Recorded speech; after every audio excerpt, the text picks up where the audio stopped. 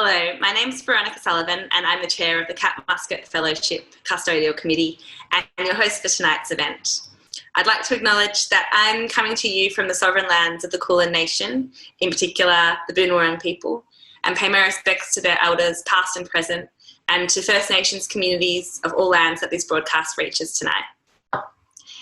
We're here to celebrate 5 years of the Kat Muscat Fellowship. The fellowship was founded in 2015 to honour the legacy of Kat Muscat, a brilliant young writer and editor who was lost too soon. Kat was the editor-in-chief of VoiceWorks from 2012 to 2014, and she was a brave, compassionate and brilliant feminist whose essays and commentary on pop culture, feminism and society were published widely in publications including Archer, The Lifted Brow, Kill Your Darlings and Junkie. Kat's collected writings can be found in this incredibly special book called Defiance, Feminism, Empathy, after her well-known mantra. It's available to purchase through the Express Media website, and I'd encourage you to get your copy because there are not that many left, and it is the most incredible collection of feminist power. The annual Kat Muscat Fellowship offers professional development up to the value of $5,000 for an editorial project or work of writing by a young person of an underrepresented gender. The fellowship aims to continue Kat's legacy and to further develop the future of defiant and empathetic young Australian writers and editors. The fellowship could not exist without the generous support of the community and individuals, writers, readers, friends and family and loved ones of the Muscats and of Kat and of Express Media and just those who love and appreciate writing. You can make a donation to support the fellowship through the Express Media website, and every donation, large or small, is hugely appreciated.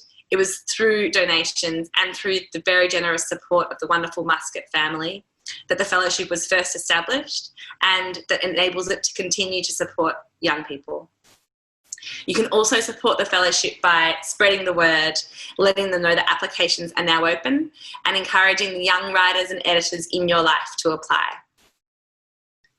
Over 5 years, the Kat Muscat Fellowship has recognised 5 incredible writers thus far. They are Bri Lee, Fury, Maria Gomides, Liana Skrzypczak and Maddie Godfrey. Their work spans memoir, essays, poetry, playwriting, fantasy, young adult, and other genres besides, and it covers topics ranging from Korean folklore to sexual assault and the legal system, to sex workers' stories, to the AIDS crisis and the LGBTQI community, to race, queerness and mental illness. Individually, they are brilliant creative minds, and collectively, they embody Kat's mantra of defiance, feminism, and empathy. First up tonight, we're going to hear from the inaugural fellow, Bri Lee. Bri is the author of 2 books, Eggshell Skull and Beauty. She's also a freelance writer of journalism, opinion, short fiction, essays, and arts criticism. And this year, she is the copyright agency UTS Writer in Residence.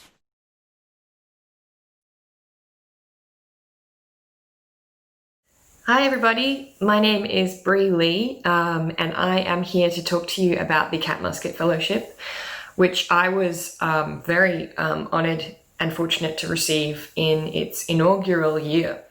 And it absolutely changed the trajectory, certainly of my writing career, but I would argue also of my young professional life, full stop. I had just decided to, really back myself and try and take my writing seriously. And both the pragmatic support that the award gave me in terms of the money for mentoring and support to write my first book was hugely beneficial, but also just the vote of confidence and how it proved to be the beginning of what I would go on to find to be like a really wonderful place in the Australian literary community, which has just been so supportive of me and my work, and which I hope to, spend a lot of years paying back. I want to say to anyone considering applying, do it. You lose absolutely nothing by honing an application that's about a project. It can just be beneficial in and of itself, a useful exercise to sort of clarify your thinking about a work or, a piece of editing or a new project that you want to undertake. And I came this close to not putting my application in because, all of the usual reasons that we convince ourselves that things aren't for us or imposter syndrome or whatever. And I really, if you're watching this and you are on the fence, please apply. And I also want to take the opportunity to thank, of course, the Muscat family, the foundation, VoiceWorks, Express Media, the whole Wheeler Centre family. I will never forget the exact moment I got the email saying that I got the fellowship. And I just knew it deep within my bones that was the beginning of what I had only ever hoped and dreamed would be my writing career. And there are now a few Kat Muscat Fellows, and it is, an honour and a privilege to be sort of in among their ranks. And if you are watching this and you think you might have the means to contribute to the foundation, to the fellowship, to the money it can give. When I won it, it was $3,000. Now it's $5,000, which is amazing. I wouldn't be here where I am now, which is 2 books in, 3rd on the way. This is my full-time job, and it is absolutely worth it. Every penny. The money that goes towards the fellowship means so much more to somebody starting out. And it's really worthwhile, and the results are real, and I feel myself luckily to be one of them. So yeah, please, if you're thinking about applying, do it. If you think you might be able to give it.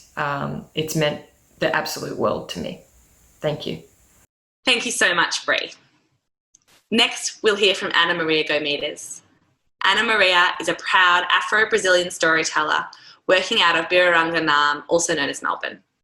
She writes reflexively on her experiences of race, womanhood, queerness, and mental illness. Her work can be found on Jed Press, Cordite, Junkie, and Folk magazine. Through the Kat Muscat Fellowship, she worked on a compilation of short stories, personal essays, and narrative nonfiction that highlight intergenerational experiences of womanhood, trauma, and dispossession, but also of defiance, joy, and triumph.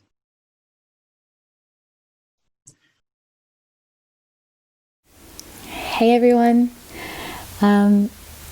So first of all, I look this gorgeous because it is my housemate's birthday today, and since we can't go anywhere, we decided to celebrate by playing dress ups and having a backyard photo shoot. And so I thought I'd make the best out of getting out of, my stinky robe and track pants. I have a couple of disclaimers, and I'm not sure. I'm using air quotes because I don't know if that's the word I'm looking for. English second language is a thing. But one, I am literally chronically anxious, and 2, I'm a nana when it comes to technology, and I'm not sure where I'm supposed to look in this contraption that I'm filming out of. So I'm probably just going to read this off my laptop and make many mistakes because the chronic anxiety is on one right now. Before I continue, I would like to pay my own respects to the Wurundjeri and Bunurong people of the Kulin Nation, the true and only custodians of the land from which I live, work, and am recording this video, and to extend that sentiment to any other Aboriginal and Torres Strait Islander folks watching this. It's a real shame that we can't all gather for breakfast at the Muscat's family place to celebrate Kat's life and legacy, including the fellowship's 5th year. Yay! But although I am sad to be missing out on good company, tasty treats, cheeky mimosas, and that breathtaking view, this setup is more accommodating of my needs. My agoraphobia has kept me from venturing into the outside world long before lockdown. Yes, I am a writer, but my full-time job is actually taking care of my health because I'm a neurodiverse and mentally ill gal, and these things hugely affect all areas of my life.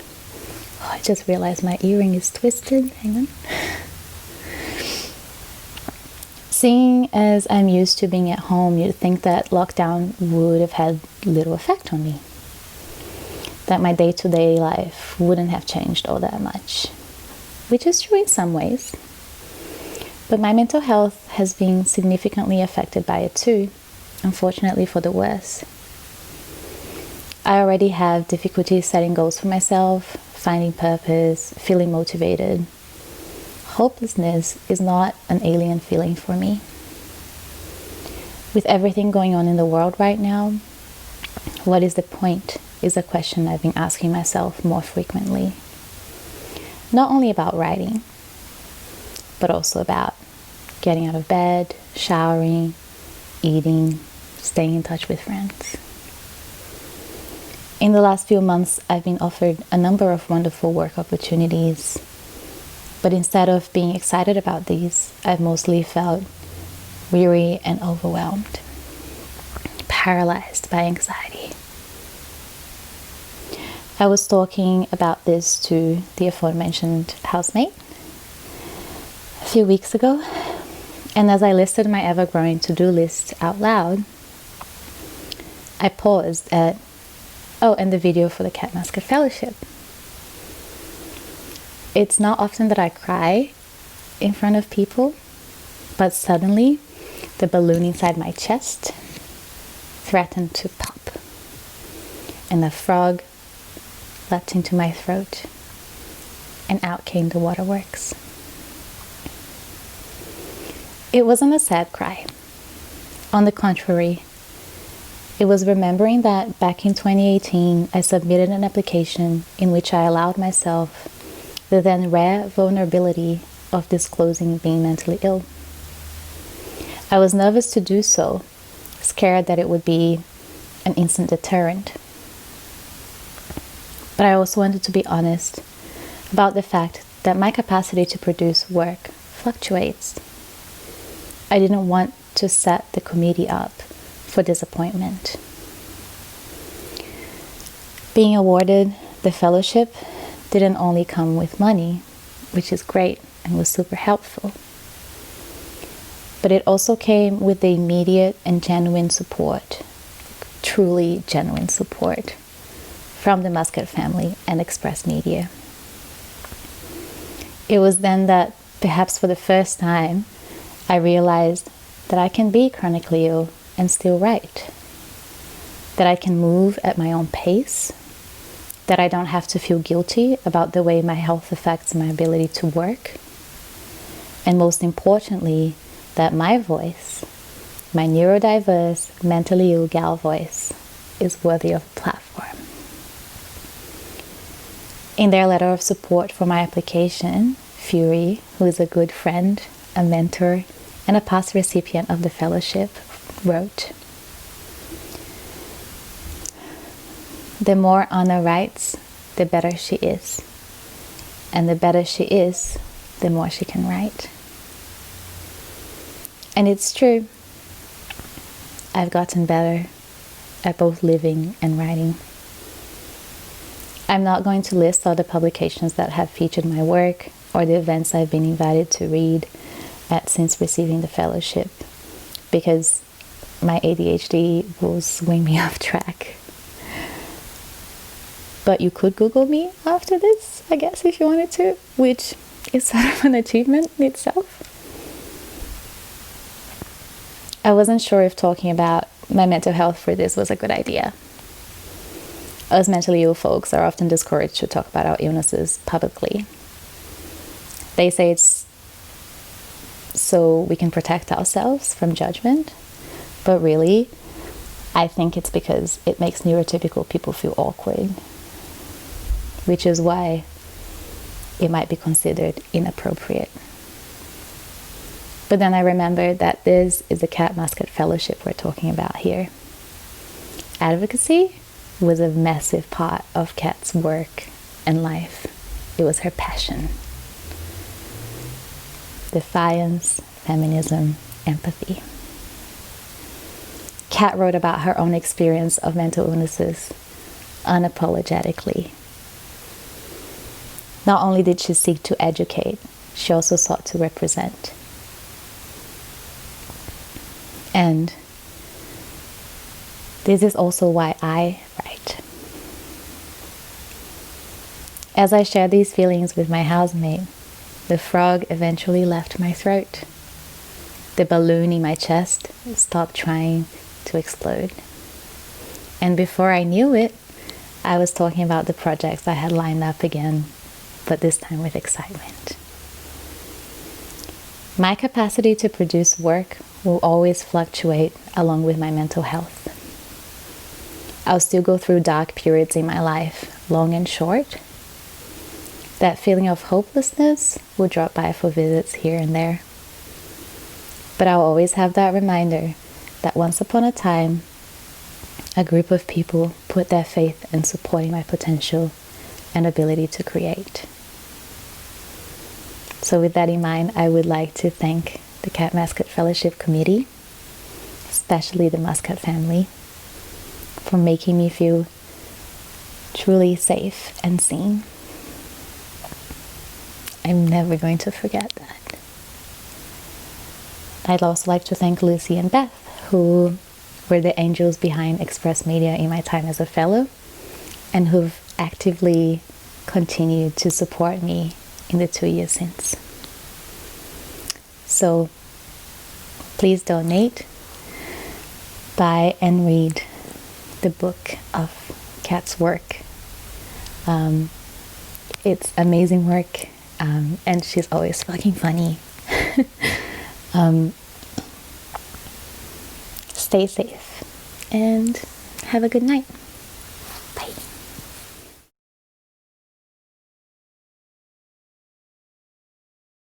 And now I'm very excited to be chatting with the two most recent recipients of the Kat Muscat Fellowship, Maddie Godfrey and Liana Skrzypczak. Maddie Godfrey is a writer, educator, editor, and the 2020 Kat Muscat Fellow. They live on Wandjuk Noongar land with a rescue cat named Sylvia, who might make an appearance today if we're lucky. They've performed poetry at the Sydney Opera House, the Royal Albert Hall, TEDx Women, St Paul's Cathedral and Glastonbury Festival. Their debut collection, How to Be Held, is a manifesto to tenderness. Currently, Maddie is completing a PhD on girlhood and teaching creative writing at Curtin University. Hi Maddie, thank you for joining us. Hi. And Liana Skrzypczak is the 2019 Kat Muscat Fellow.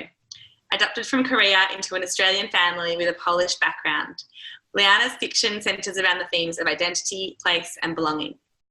Her first novel was signed to a 2-book deal with Harlequin's digital series First Imprint. She was the South Australian recipient of the 2017 Hachette Mentoring Program, and her short stories have appeared in Australia's leading literary magazines, including Meanjin, Island, The Big Issue, and Westerly Magazine. Hi, Liana. Thank you for joining us. Hi, Veronica. Thank you for having me.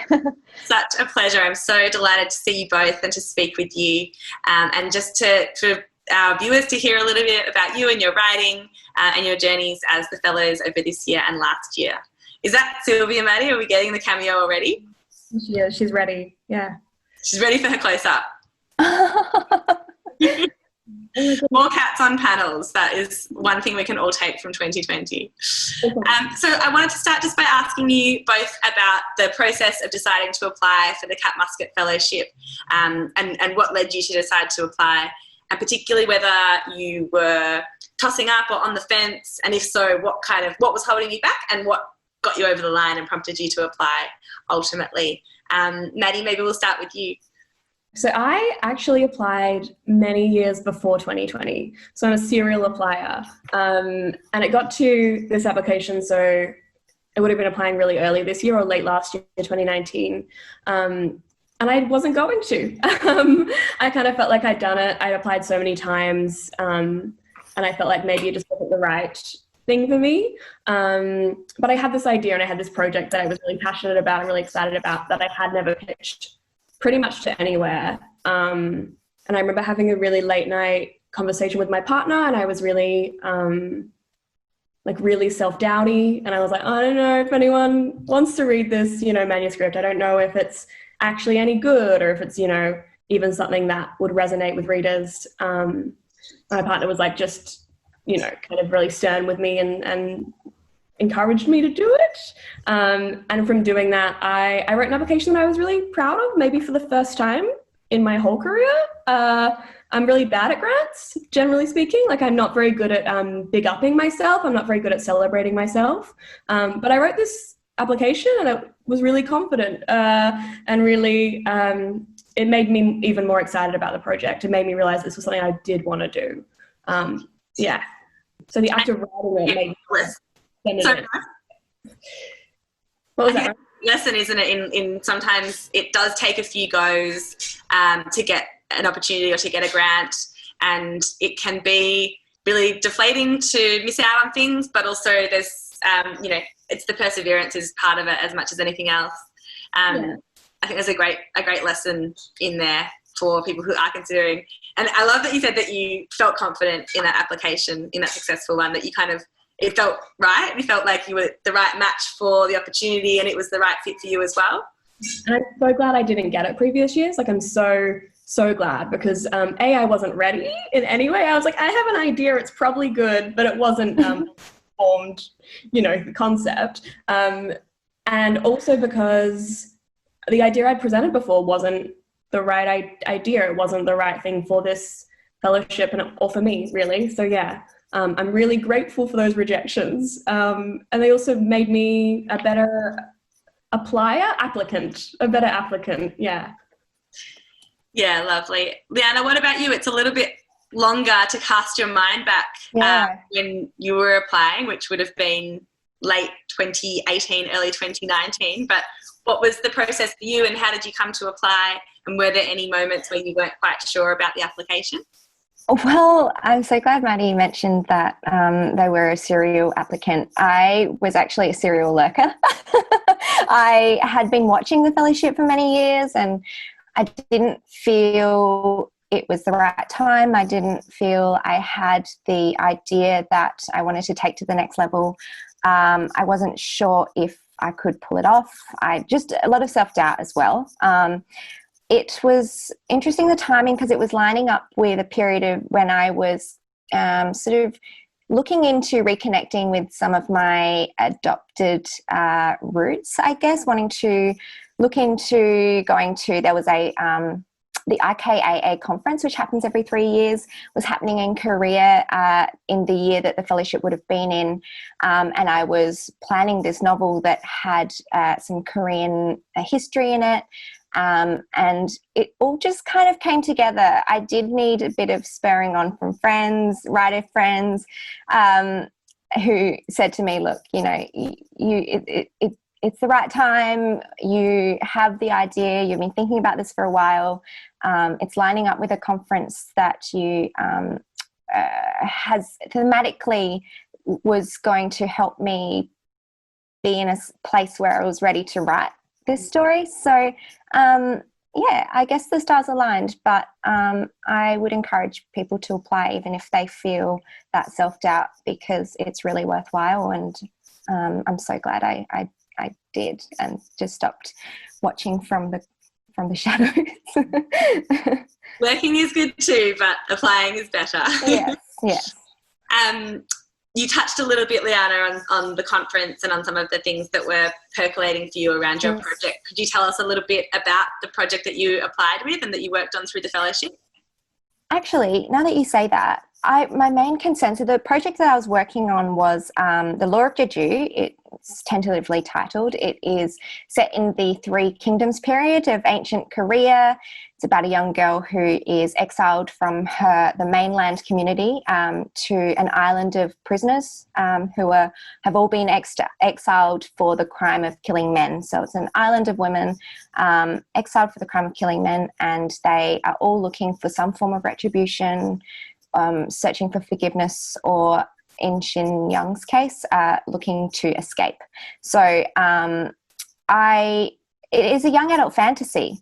And one of the reasons why I thought that I shouldn't apply, which looking back was not a barrier at all, was that I was writing fantasy, and I thought that I needed to be writing nonfiction about being adopted, or, you know, about those themes directly, and tackling something like that head on, where that was not the novel that I felt ready to write or that I wanted to write. So, and that turned out not to be a barrier. And it's just due to the open-mindedness of the board and everyone involved in the fellowship. And I think I think you guys are just so excited about creative works in general, and that enthusiasm and passion for getting sort of the ideas that are sort of the square pegs in the round hole. And I think that's the exciting thing about this fellowship, as opposed to other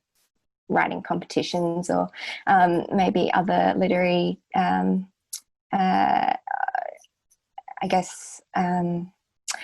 opportunities. Yeah. So yeah, this was the one that came through for me. So yeah, that was thanks to you guys.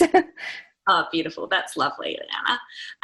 Maddie, what about you? I know this has been a very different year than you would have anticipated for your writing and your project, but can you tell us a little bit about what you did apply with, and sort of how that's unspooled throughout the year for you?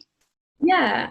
So that sounded great, by the way. That manuscript sounded just an amazing, like, from the beginning. And also, before I forget, just want to say, like, I felt the same about the team being supportive. Like, it was less like getting a grant and more like getting a little team or a little family, like a little support network, which has been the coolest thing ever from the grant that I didn't actually expect. So yeah. So I'd applied with a manuscript titled Womanhood is a Hungry Mirror Struggling to Swallow Its Own Reflection, which is a mouthful. And it was derived from my honours project, which I did a few years ago, which is a work that examines how female strippers in Perth, Western Australia, interact with their own visibility. And it kind of moves past this idea of like empowerment or disempowerment, and is more interested in how feminine people can view their own reflections in others, how reflective gazing is actually like a reciprocal process. Gone a bit too deep in academia there, but it's a collection of poems. They all contain reflective surfaces. Some are like car mirrors, some are like memory as a mirrored past. And so that was the initial project. And it was work that hadn't seen the light of day outside of that submission. I hadn't been submitting those poems anywhere. I felt a lot of, I'm going to say shame almost around the poems. Still, they were still so in here. And so actually, for me, one of the big things that came from this this project for me has been putting those poems from the submission into the world and getting them published. And I had 3 published in Rabbit a few months ago, which was amazing and lovely. However, as you say, this year has been an absolute curveball. But in many ways, it's been almost good for the project, because I've been forced to really slow down. The initial proposition was to have mentorships and to do interviews and to diversify the voice of the persona, who is autobiographical, but still I loathe the idea of a singular voice being a representation of any community. However, because of COVID, you know, what kind of interviews can you do really, especially about intimate subjects? So it's been a different process, but it's still been really fruitful, I think. Yeah. You've been incredibly adaptable as well, clearly, from hearing about what you've been saying in terms of just changing the way that you look at it, and still taking whatever kind of learnings and lessons you can from it. So you've done a really amazing job, Maddie, to find that silver lining in the situation. Thanks. Yeah. I mean, also, like, I got to sit with the idea, which I never do. I don't know if you both have that experience of like not being able to sit with things ever. You're just kind of like always smashing out deadlines. Yeah. I thought.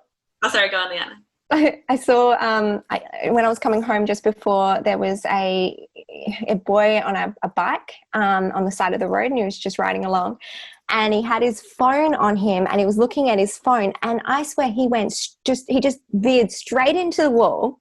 And the most impressive part of it was he did not flinch.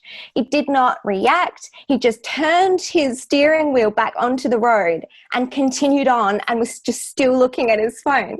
And I just feel like sometimes that's me though. It's like, that's been that this year. That's been, it couldn't have been a more perfect symbolic moment for when I was thinking about the questions that would be thinking about today. I was like, oh, I'm guy on the bike. That's been me in the past.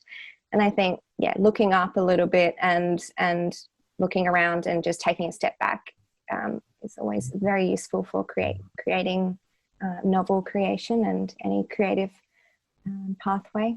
For sure. And maybe that's something that winning a prize or a fellowship can offer a little bit of, if it's a bit of financial support or other professional support, that it gives you the space to sort of take a step back and to reassess things and to look at things without feeling like you're constantly writing lines.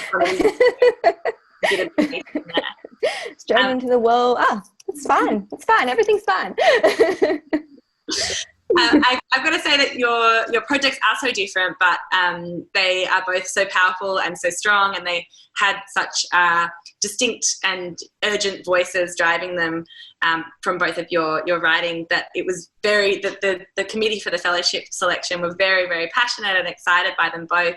And I think that as you were kind of both saying, like it's a fellowship that has a particular goal, which is to support young writers and editors, particularly to support young writers and editors of underrepresented genders. So there's this kind of inherently political element to it. And also that the mantra of Kat's Defiance, Feminism, Empathy are the kind of principles that underpin the work the fellowship seeks to do, but that's not really explicit in a requirement for the work to be addressing those topics necessarily. But I would love to ask you both, because I think your work both does this in very different ways, what those ideas of defiance, feminism and empathy mean to you in your life and in your writing, or in any kind of way that comes to mind for you. Maddie, do you want to go first? Yeah, I was actually thinking about this earlier today, this morning, and I just remembered that when I was like living in London, still like a baby in many ways, and I discovered Kat's work online, and I remember having this like really interesting relationship with it as someone who was like polyamorous at the time, and like coming out as queer, and like learning my feminism, and I remember having that like recognition of those values and being like, oh, that's actually really aligned with what I want to create, and I think that is what spurred me to apply initially those years ago. And so I was thinking about it today, and I think when I applied, I probably said something really, I'm going to say entitled, being like, oh, my work encompasses these values already. But I think now, after this whole chaotic year, and by doing the fellowship, I'm thinking of those values more as things I'm moving towards in my work, and also my teaching, and also my like community work and leadership as well, is that I think that the values that I want to be always moving towards, and never kind of just being like, oh, I've achieved it, because I think that's really boring and really problematic. But also, I think my email signature is emotional feminist. And I think I just put that on my website as well. And I've had people say, you shouldn't have that. That'll alienate people you want to work with, or the schools who book you for workshops, or, your professional relationships. And I realized this year more than ever that if people don't like that, then people don't like me. And if people don't want to work with someone who is an emotional feminist, then I don't really want to work with them either. And that's totally fine. And I've never had that feeling before this year. I've never had that boundary. So maybe that's where I'm at. I feel that reminds me of the kind of empathy component of Kat's mantra, and the idea that vulnerability and emotion are really strong forces and can be kind of radical in themselves as well. Liana, how do you think about those sort of principles and those ideas in relation to your life or your writing? Wow, that resonates so much with me, everything that you said, Maddie. I think I'm working towards being more empathetic, I guess, with myself. It sounds so self-centered, but with my writing, I've always tried to highlight characters or places or worlds that are underrepresented. For example, with the Law of Jeju, I thought, oh, well, I'm just going to make an entire cast of Asian women. And I'm going to set it in a matriarchal society and have it be a matriarchal society that's on an island where that is the norm. Island stories, I think, are so powerful because you can create a complete society in its own little ecosystem and have the norm be something different from what, say, is a preconceived notion of the world we live in. I found that really exciting. And so I took all of these things that I wanted to see more in popular commercial fiction and threw it into this book. And I think that it's taken in putting it in my fiction writing and in a work that is I'm going to be creating over a longer period of time and that I have time to sit with and do research with, it has taken the emotional labor out of fighting for that cause on an everyday sort of, in everyday circumstances, and having to constantly feel like I have to give that emotional labor to change people's perceptions or to make people understand a different viewpoint, or I think that it sort of feels like, and one of the symbols I use in the book is the idea that they break bedrock at one point, and they break bedrock using cold water on hot stone, and I'd rather be that person who waits, understands what I'm trying to achieve, and then just kind of finds that emotional stress point and just goes like ding, rather than just go at it with an axe and just feel like I'm putting all this emotional labor in it and hurting myself at the same time, to make something change where this can do all of that and it can just speak for itself, hopefully. Hopefully, if we can get it right, and if I can make the writing work. So yeah, it's my long-winded answer. Beautiful. Take notes. I think that should be like on my like save emotional and everything you're both saying is, I am totally blown away and totally obsessed with everything that you're both saying. So spot on. I'm just so excited to meet Maddie finally, because I watched some of your slam poetry or your performance poetry, and I felt like your poetry breaks bedrock in a very short space of time. My gosh. Appreciate that. And congratulations on the 3 publications as well. It's very exciting. Congratulations on your whole existence. It's very I'm also very excited to meet you. You are both absolutely wonderful. I'm very conscious that we're running out of time, but I would love to just finish up by asking you both if people are maybe watching this and thinking about applying for the fellowship for 2021, if there's one piece of advice or one thing to keep in mind that you would want to share with them, what would you say to them? Maddie, do you want to go first as well? Yeah. As someone who has found the wrong ideas and the right ideas throughout this process, I think I just want to say that when I found the right idea, it felt scary and exciting. And I think that might be the right emotion. My mum always says that like fear and anxiety are in the same part of your heart, which I don't know if I always agree with, but she's great. So maybe that if you have an idea that's something you like fall asleep and you can't stop thinking about, or something you're really passionate about, and something you're really excited about, that to pursue that idea, rather than the idea that you kind of like, if you feel about it, like you don't want to donate a year of your life to it, and you don't want to, I don't know, not waste anyone's time, but I think it needs more time to become exciting. And also, just do it. Just do it. We're all scared all the time, and I just think we need to be our own cheerleaders sometimes and do little cheerleader routines and write the applications. Yeah. Beautiful. Thank you, Maddie. Liana, is there any advice or any words of comfort that you might offer to people who are thinking about applying? Just the same thing. Just do it. In the process of applying, you will learn so much about your own creative work as well, which is, there's nothing lost from doing that. There's nothing lost from solidifying your ideas, putting them into words, creating an application that vocalizes what you're what you've got in your head. And there will be nothing lost from that. So apply, and don't think of the people on the other end who are looking at your application as being judgmental or scary or anything like that. Having met everyone at the breakfast and at social events, and the community is just so warm and welcoming, and just keep that in mind and go for it. Beautiful. Well, Maddie Godfrey, Liana Skrzypczak, thank you both so much for today and for your beautiful writing that is breaking that bedrock.